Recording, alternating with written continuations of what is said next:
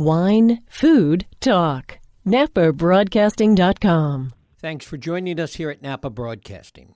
Back in the late 60s, as the nation went through its last serious paroxysm of political and social upheaval, California was front and center. Haight-Ashbury, Berkeley, the University of California, the music scene in Los Angeles, the free speech movement, the assassination of Bobby Kennedy, the age of Aquarius, and the rise of Ronald Reagan were all California iconography of the time. Joan Didion called it the Golden Land, where the dream was always teaching the dreamers how to live. Today, California is once again ground zero, this time of the resistance. Its 39 million residents, its booming economy, its changing demographics, its cultural capital, and its digital diversity are all part of the California that is, as usual, inventing the future. So how do we, even Californians, keep up with it? Well, one of the best ways today is the California Sun morning newsletter. I can't tell you what my inbox looks like by 6 a.m., but as I sort through it all, one of the 2 or 3 key things that I read immediately is the California Sun. It's edited, published, and the brainchild of my guest, Mike McPhate.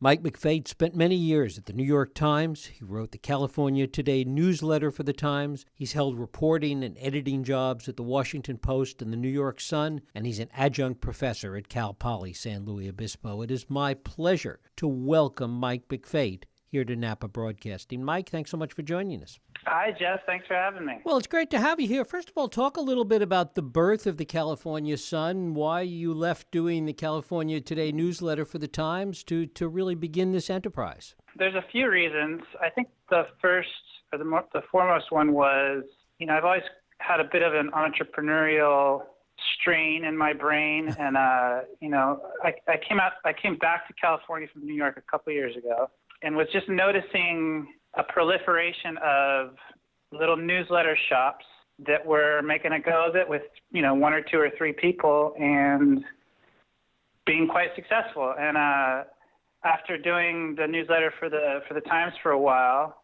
I couldn't get the thought out of my brain that, well, maybe I could just do this on my own. Mm-hmm. And, the technology to do it at a low cost, at an affordable cost, only has sort of emerged in the last 5, 6, 7 years.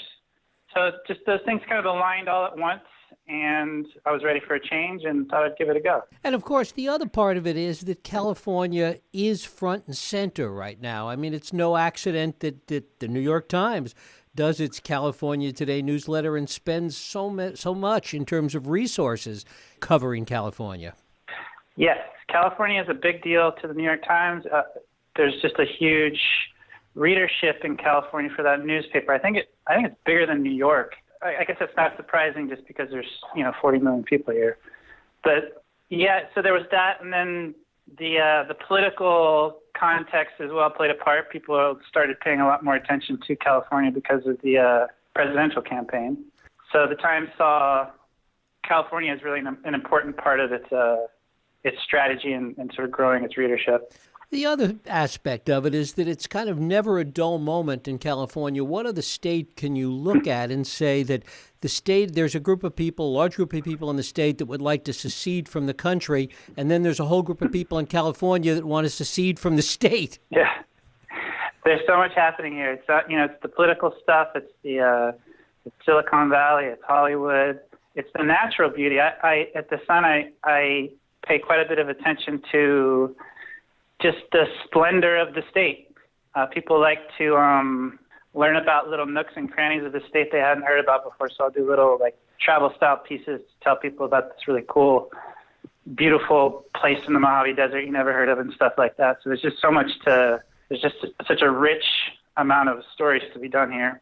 And in fact, you cover environmental issues. I think it was today that you had a piece, a John Muir piece. Yes. So John Muir arrived in California for the first time. What's the date today? The 28th. So he arrived last night, 150 years ago, March 27th, and did his famous walk from San Francisco to the Yosemite Valley, and that sort of kicked off the environmental movement in a way because he just became so enthralled by that place. He decided to stay on, and the rest is history. Talk a little bit about what you're doing in terms of this newsletter and really the nexus between it and what you're seeing with respect to journalism, daily journalism in California today. It's a depressing scene, as you know.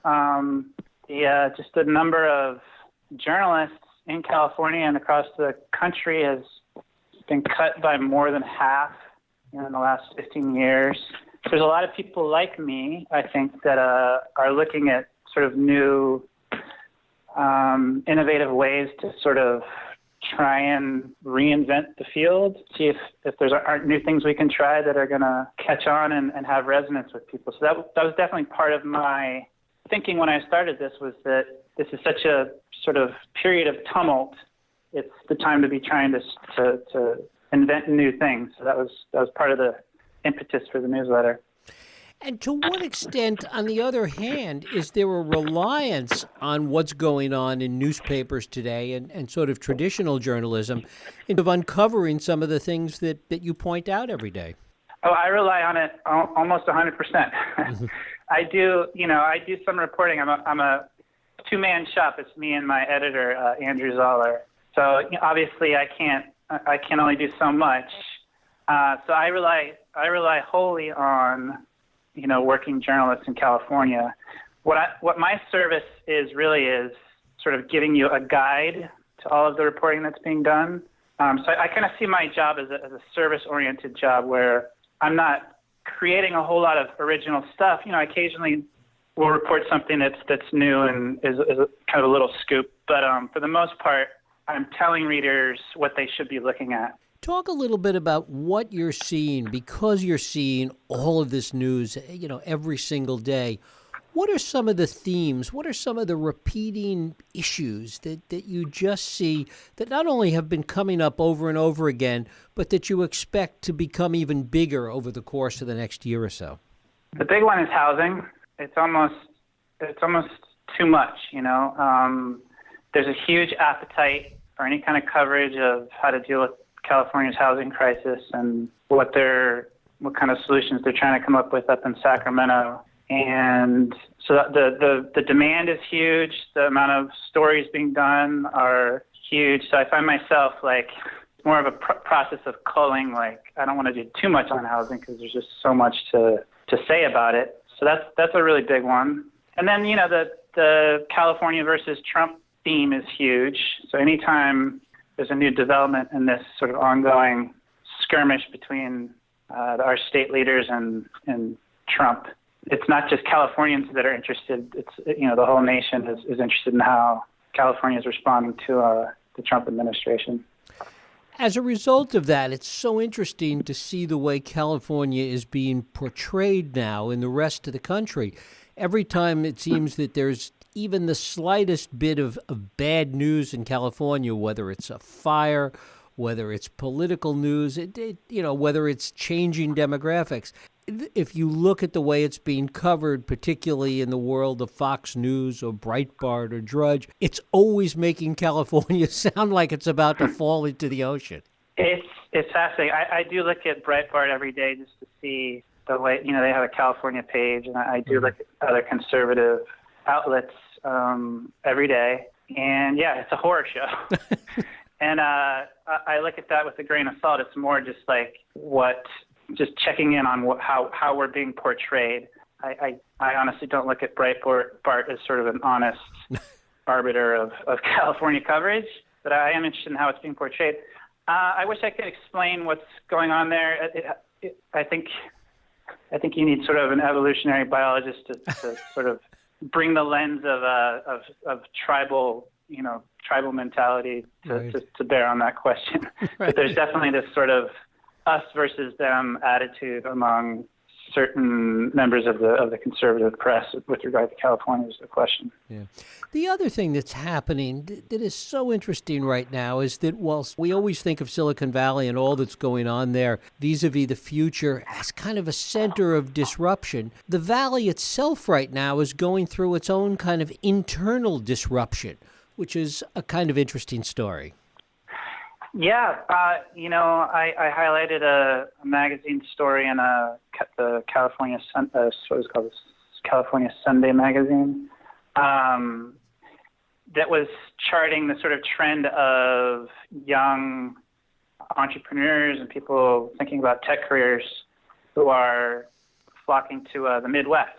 And that has everything to do with the cost of living out here, of course, but I think it also just has to do with the realization that maybe these guys don't need to all be here in Silicon Valley. For a while, that's just where all of the energy was, but it has sort of become much more diffuse, and you're starting to see these sort of competing hubs of activity throughout the country. So I don't know that I have an opinion on it. It seems like a good thing, especially for, Midwest cities that could use that economic activity that they start to see sort of the same kind of benefits that we've gotten from having Silicon Valley here. The other way in which California is kind of a model, there's certainly all this political talk about a blue wave that certainly may be the outcome of the November elections. We've seen that blue wave here in California for a lot of years, and California is noteworthy in that sense. It's also instructive in terms of what it may mean for other places, specifically in the country in general. I think so. I think a lot of people do regard California as sort of the tip of the spear for the country, the direction of the country. So if California is embracing solar panels, that's probably a good sign that renewable energy is going to be the thing for the foreseeable future, and that we should get on board. So that extends to social issues as well. California is always, we've been the first, we've been the vanguard with so many sort of social policies that have been later emulated by the rest of the country. One example we're seeing now is with the banning of plastic bags and plastic straws and things like that. I think that's something that starts here and spreads across the country. Do you expect anything out of the ordinary really to come from our politics over the course of this year? That's a good question. Out of the ordinary. I wish the governor's race was more competitive. I don't think we're going to see anything unexpected there. Nothing is jumping to mind. No, I mean, in many ways, with all the political upheaval going on elsewhere, things are pretty predictable, pretty stable in so many respects here in California. I mean, we have a few competitive races, but not so much. Not so much. It's the Democrats are kind of running the board. It sounds like we're not even going to have a Republican making a go at the Feinstein Senate seat. Yeah, it's pretty predictable. It's interesting watching Orange County sort of rear up against these sanctuary policies. I think that's something that I think Orange County probably represents a larger swath of California on that issue than people maybe realize. I think there is quite a bit of angst over these sanctuary policies. So that might be some. I think that's a fight that's going to be that's a long way from being resolved. Talk a little bit about that. Tell our listeners who may not be following what's going on in Orange County as closely as we are. Talk a little bit about what's going on there. What's been going on? Well, there's been Orange County has really been a sort of epicenter of big news for this week. But the big one, I think, the biggest one is they decided to join this lawsuit that Trump has filed against California over the sanctuary law. And they weren't the first jurisdiction to do that, but they're by far the biggest. So it's sort of being seen as sort of a bellwether of resistance. So Orange County has been the coverage of Orange County for the past couple of years has been, well, Orange County is kind of turning blue. They voted for Hillary, but then they vote unanimously to join this Trump lawsuit. So it's really interesting. Like I said, I feel like I have the sense that this angst over the sanctuary law is much more widespread than people realize. Mm-hmm. I think a lot of people thought we might see in this, as you say, not the most competitive of governor's races, is more of a divide between North and South in the state, particularly in the race between Newsom and Villaraigosa. And that aspect of it doesn't seem to have emerged very much. Not so far. I agree with you. I wonder how much people sort of have that regional loyalty these days compared to the past. Like, I'm from LA, so I'm going to vote for the LA guy. So many people kind of go back and forth, between the Bay Area and LA. I think there's a lot of mixing of those populations. People talk much more about the coastal versus inland divide now, right? Right. It's become much more sort of prevalent or discussed divide in California than the north-south one. And is it your sense that that divide is growing? I mean, the Orange County thing is an example of that. And as you say, it may be just the tip of the iceberg. But in terms of some of the angst coming out of the inland areas. Oh, I think that's definitely true. This little tiny outfit that's trying to break off all of the sort of conservative parts of the state. It just popped up earlier this year. It's nothing meaningful, but I thought it kind of signaled a lot of the sentiments that I've been sort of reading about in the conservative and rural parts of the state. They are fed up with what they see as the sort of liberal far left takeover of the state, and I think there's just a ton of frustration and angst among people in the conservative parts of the state. It's interesting that while there may be a lot of passion behind it, their numbers are just so small that it's not going to make a whole lot of difference. I suppose I would hope that our political leaders don't dismiss them on that account. We should be listening to their grievances and seeing if there aren't ways to make them feel involved in the political process. That's their, the state of Jefferson types. What they talk about over and over and over again is lack of representation, how nobody listens to them, nobody's paying any attention to their concerns up there. I think, that's a valid thing to worry about. What is your sense of what's been one or two of the most underreported stories in California? A lot of people don't have clean drinking water in the Central Valley. Mm-hmm. I don't have the numbers off the top of my head, but they're staggering. The number of people that just don't have clean drinking water coming out of their taps. It's not a story you see written about too much. All of our reporters are kind of based in the Bay Area and, the greater LA area for the most part. So to go out to the hinterlands takes, you got to get in the car and drive for 6 hours to report those stories. And, the local newspapers in those places, it's not news there. They've been dealing with it for a long time. So I wonder if many people in the big urban centers of the state realize how big that problem is. People along the coast talk about flyover states. It's like half the state is part of that flyover territory. Right. Yeah, you sometimes forget how big this state is. Somebody put up superimposed the state on top of New England and put that online, and you realize, wow, it's a big state. Covered everywhere from Maine on down to, I forget how big it was. It covered, many states. And, this is just a really, really big place. It's interesting for all the power that California has, all the influence that it has in some of the areas that we've been talking about, how few national politicians have emerged out of California, certainly of late. I suppose that's just because we're too liberal out here, right? You need a Bill Clinton who kind of has that authenticity of the middle of the country. I've been surprised. I'll tell you a little anecdote. So I'm trying to get people to sign up for my newsletter, right?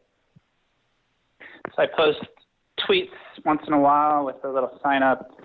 And I'll include a picture of just various kind of news scenes that it'll have like a house on fire and like a homeless person. And one of the images I included was Kamala Harris, just because she's a person in the news. It wasn't meant to like endorse her or anything. It was just a news photo. And the amount of vitriol that poured in the comments under that under that tweet is just astonishing. Just the very sort of mention of her sets off just this hot-blooded just vitriol among a lot of people in the country. She's just seen as just, evil. And the same goes for Jerry Brown. He is really seen as just a sort of this master villain out here by a lot of people across the country. And I suppose what's interesting is that most of that vitriol, or certainly a lot of it, comes from people that really don't know very much about either of them. It's just they're from California, they're Right. Democrats, they must be bad. Right. I try to ignore the nut jobs on Twitter as much as I can, but they do. It's a very specific subset of people that go on Right. Twitter and write ugly things under tweets. But it does represent a certain sentiment or strain of feeling across the country for sure. California Sun, Mike McPhate. Mike, tell people how they can sign up for the newsletter.